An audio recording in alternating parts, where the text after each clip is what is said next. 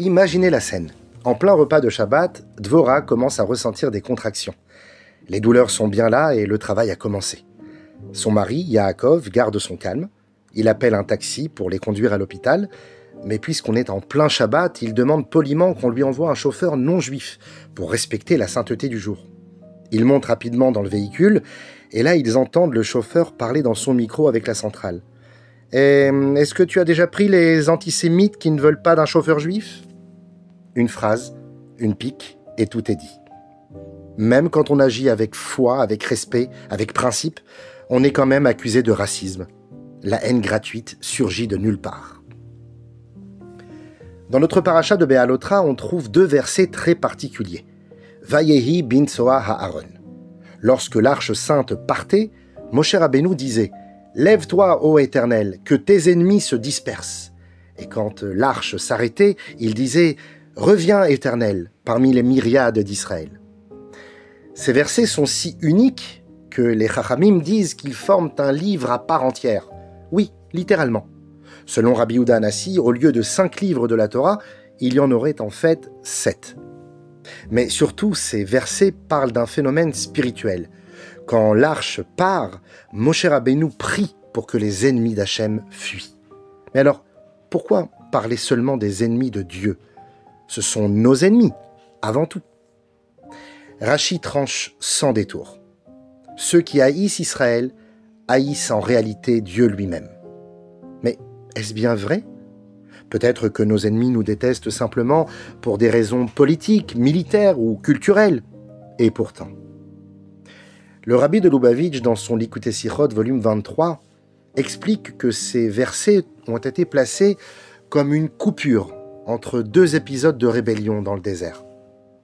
Ce n'était pas une bonne période pour Israël. Spirituellement, le peuple juif n'était pas au top de sa forme. Et pourtant, malgré cela, Moshe Rabbeinu dit à Hachem, « Ce n'est pas pour nous que tu dois intervenir et nous protéger, mais pour toi-même. Parce qu'au fond, ils ne nous haïssent pas pour ce que l'on est, ils nous haïssent pour ce qu'on représente. » Aujourd'hui encore, rien n'a changé. Ils nous ont haïs quand on était pauvre, ils nous ont haïs quand on est devenu riche. Ils nous ont accusés d'être partout, puis nulle part. Ils nous ont attaqués quand on s'intégrait, puis quand on est resté à part.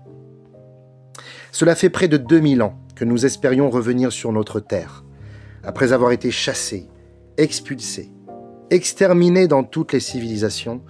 Nous sommes enfin revenus. Et depuis 1948, la terre d'Israël est debout, petit pays entouré d'États arabes souvent hostiles. Mais même ce petit bout de terre qu'on a reconstruit avec amour, on veut encore nous l'arracher. On nous accuse de coloniser notre propre maison. Et quand le Hamas massacre des familles entières le 7 octobre, quand il torture, brûle, viole, et que nous, en retour, nous tentons de nous défendre avec retenue en limitant les pertes civiles, on nous accuse de crimes contre l'humanité. Et là, la phrase de Moshe Rabbeinu prend tout son sens. Kuma Hashem veyafutsu oivecha. Ce ne sont pas nos ennemis, Hashem, ce sont les tiens. Ils nous haïssent parce qu'on te représente. La Gemara raconte une parabole étonnante. 2 hommes ont chacun un champ. L'un a une colline, une sorte de tas de pierres qui le gêne. L'autre a une vallée, un creux. Celui qui est à la vallée se dit « Oh, si seulement je pouvais combler ce vide avec de la terre !» Et celui avec la colline se dit « Si seulement je pouvais me débarrasser de cette bosse !» Finalement, ils se rencontrent et l'un dit à l'autre « S'il te plaît, vends-moi ta colline. » Et l'autre de lui répondre « Te la vendre? Mais non, prends-la gratuitement et bon débarras. » La Gemara nous dit que ces 2 hommes font référence à Achashverosh et à Haman. Achashverosh, c'est la colline. Israël l'énerve, il veut s'en débarrasser. Haman, c'est la faille, c'est le trou. Israël lui rappelle un vide intérieur, une vérité qui le dérange. Il ne supporte pas Mordechai, il ne supporte pas la morale. Il veut effacer la lumière pour ne plus avoir à regarder son propre vide.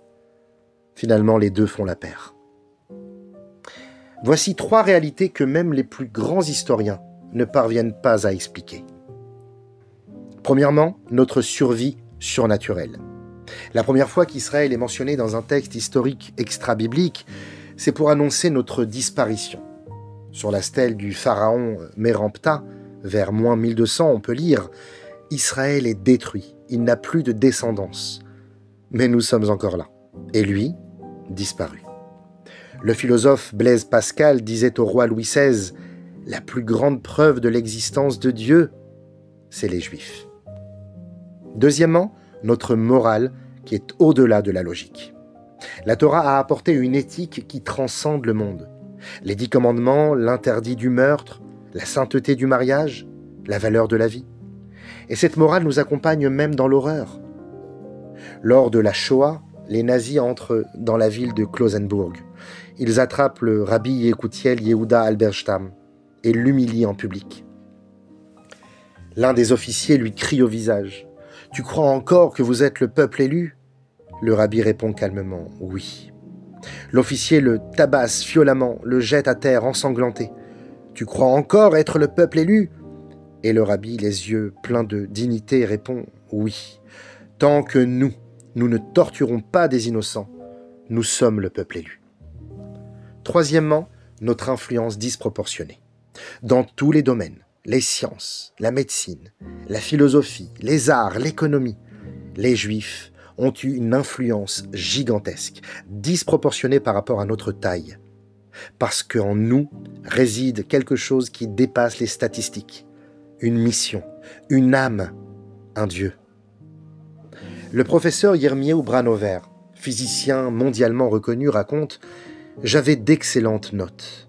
Je pensais intégrer la faculté de physique de Leningrad, mais j'ai reçu une réponse négative. Refusée, sans justification. » Et là, il réalise « J'ai compris que je n'étais pas comme les autres, que j'étais juif, que ça faisait une différence.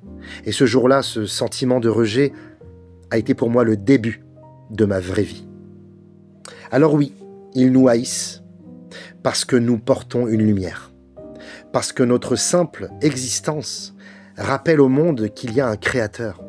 Et comme Moshe Rabbeinu dit « Kuma Hashem veyafutsu oivecha », il dit en fait à Kadosh Baruch Hu, cette guerre n'est pas seulement contre nous, elle est contre toi. Alors agis pour toi, pour ton nom, pour que ta lumière continue de briller. Et nous, de notre côté, à notre niveau, faisons briller cette lumière. Car la meilleure preuve que tu es grand, c'est quand ceux qui ne croient en rien cherchent à t'éteindre. Alors oui, nous avons été haïs, nous avons été persécutés, nous sommes encore incompris, calomniés, isolés, mais malgré tout cela, nous sommes toujours là. Et ce n'est pas un hasard, ce n'est pas une coïncidence historique, c'est parce que nous portons une mission, c'est parce que, à travers nous, le monde découvre que la lumière est plus forte que l'obscurité, que la conscience est plus forte que l'indifférence, que la vie est plus forte que la mort. Chaque prière, chaque acte de Torah, chaque mitzvah, chaque geste de bonté est une victoire sur les ténèbres.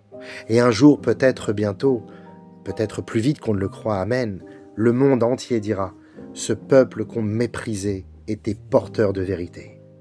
Comme le dit le prophète « Vehaya Hashem lemelech, al kol haaretz, bayom ha'u yiyeh Hashem echad u'shmo echad » Et Dieu sera roi sur toute la terre. En ce jour-là, Hachem sera un, et son nom sera un.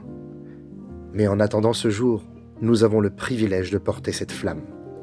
Pas pour nous, pas pour notre fierté, mais pour lui, pour que son nom soit sanctifié, pour que sa lumière éclaire ce monde. Et ça, c'est la plus grande mission qu'un être humain puisse recevoir.